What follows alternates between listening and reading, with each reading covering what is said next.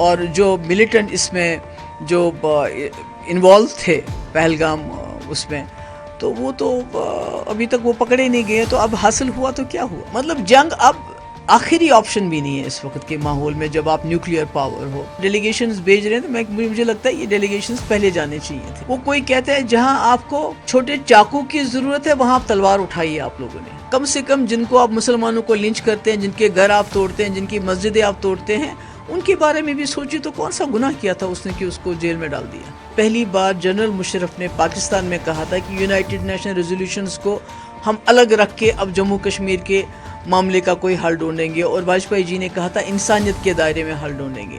میں امید کرتی ہوں کہ دونوں ملکوں کو جو یہ سمجھ آ جائے کہ جنگ کوئی حل نہیں ہے.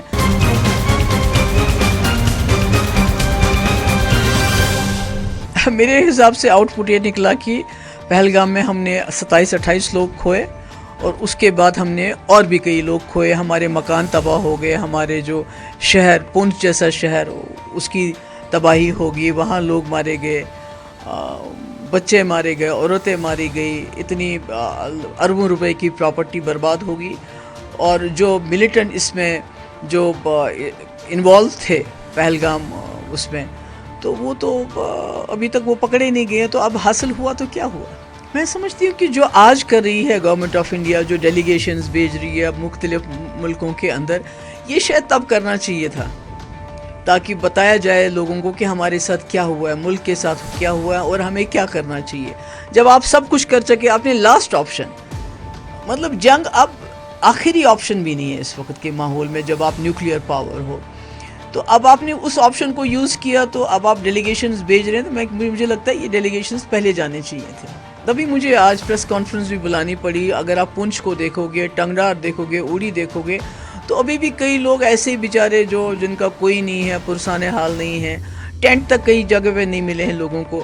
اسی طرح سے مکان جو برباد ہو گئے ہیں، جس کو یہ کہتے ہیں کہ بھئی ایک شل لگایا تو مکان کا ڈھانچہ کھڑا ہے، پر مکان اندر سے بالکل ختم ہو چکا ہے. اسی طرح سے جن لوگوں کے لوگ جو چلے گئے، مطلب مارے گئے، تو وہاں کے لوگوں کی سب کی ڈیمانڈ ہے ان کو شہید ڈکلیئر کرنا چاہیے. آپ نے لون لیے ہیں چھوٹی چھوٹی دکانیں کھولنے کے لیے، وہ لون کا انٹرسٹ ویو آف کرنا چاہیے. بینک آپ کو انشورنس نہیں دے رہے ہیں، وہ کہتے ہیں یہ وار ہے. نوکری ملنی چاہیے جن کے گھر کے لوگ جو اس میں شہید ہو گئے. تو میں کہتی ہوں گورنمنٹ کو بہت کام کرنے کی ضرورت ہے، کیونکہ یہ جو جنگ ہے یہ ہماری جنگ نہیں ہے. یہ دو ملکوں کے آپس میں سمجھ لیجئے، یہ جو چیز پولیٹیکل انٹرونشن سے سلجھ سکتی ہے، ڈپلومیسی سے سلجھ سکتی ہے، وہ کوئی کہتا ہے جہاں آپ کو چھوٹے چاقو کی ضرورت ہے وہاں آپ تلوار اٹھائیے. آپ لوگوں نے تو اس کے بعد حاصل کیا ہوا؟ Very unfortunate. میں جو دیکھ رہی ہوں اس کو جو ہو رہا ہے، جیسے یہی پروفیسر علی خان، کیا بولا انہوں نے؟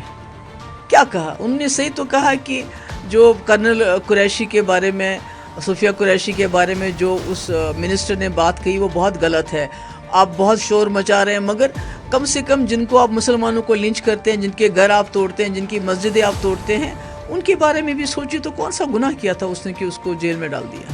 مجھے لگتا ہے کہ جو گورنمنٹ آف انڈیا ہے ان کو دیکھنا چاہیے اس وقت کہ واجپئی جی کا جو ڈاکٹرین ہے وہ سب سے زیادہ کامیاب رہا تھا. اس میں پہلی بار جنرل مشرف نے پاکستان میں کہا تھا کہ یونائٹڈ نیشن ریزولوشنز کو ہم الگ رکھ کے اب جموں کشمیر کے معاملے کا کوئی حل ڈھونڈیں گے، اور واجپئی جی نے کہا تھا انسانیت کے دائرے میں حل ڈھونڈیں گے. تو واجپئی جی نے کوئی جموں کشمیر کو اٹھا کے پاکستان کو نہیں دیا تھا. انہوں نے کوشش کی تھی جموں کشمیر کے لوگوں کی مشکلیں کم کرنے کی، جموں کشمیر میں خون خرابہ بند کرنے کی. مجھے لگتا ہے وہی ایک راستہ ہے جو مفتی صاحب اور واجپئی جی نے مل کے ڈھونڈا تھا. اس کے بغیر کوئی چارہ نہیں ہے. بہت برا ہے اس وقت جو حالات ہیں. مجھے لگتا ہے کہ یہ ٹینشن ایز ہونا چاہیے، اور جہاں جہاں نقصان ہوا ہے اس کی بھرپائی ہونی چاہیے. نہیں، یہ تو میں نے عمر صاحب سے، کیونکہ عمر صاحب کی سرکار ہے، 50 ممبر لے کے آئے ہیں وہ اسمبلی میں، 3 ممبر پارلیمنٹ ہے، اتنی مضبوط سرکار ہے. تو اگر وہ اس قسم کے فیصلے لیتے ہیں، دیکھیے جو ریٹائر ہو چکے ہیں فوج سے، ہمیں ان کی بڑی عزت ہے. ملک کے لیے وہ بہت قربانیاں دیتے ہیں، مگر ان کو پینشن بھی ملتی ہے، دوسرے بینیفٹس بھی ملتے ہیں. دوسری طرف سے ہمارے پاس لاکھوں کی تعداد میں بے روزگار نوجوان ہیں جو اتنے فرسٹریٹ ہو گئے ہیں. کوئی ڈرگ کی طرف جا رہا ہے، کوئی خودکشی کر رہا ہے.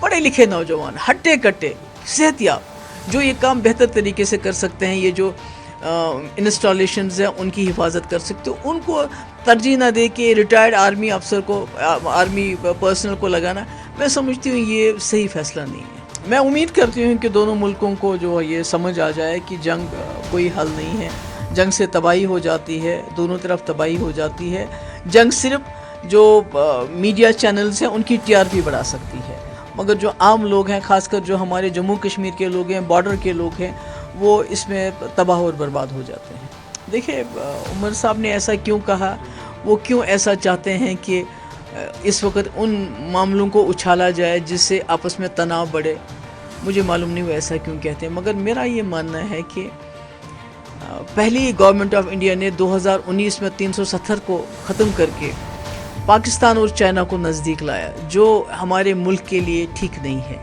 آج انہوں نے انڈس واٹر ٹریٹی کو سسپینڈ کر کے چائنا کا، میں نے ابھی ایک خبر سنی کہ جو محمد ڈیم ہے پختونخوا میں، اس میں وہ جلدی کر رہے ہیں، یعنی آپ موقع دے رہے ہیں چائنا کو اور زیادہ نزدیک، چائنا اور پاکستان کو اور زیادہ نزدیک آنے کا، تاکہ جو انڈس واٹر ٹریٹی سے نقصان ہوتا ہے اس کی کہیں نہ کہیں بھرپائی ہو۔ تو مجھے لگتا ہے کہ یہ شاید جو پالیسی ہے اس قسم کی جس سے کانفلکٹ زیادہ بڑھتا ہے، مجھے لگتا ہے یہ صحیح نہیں ہے۔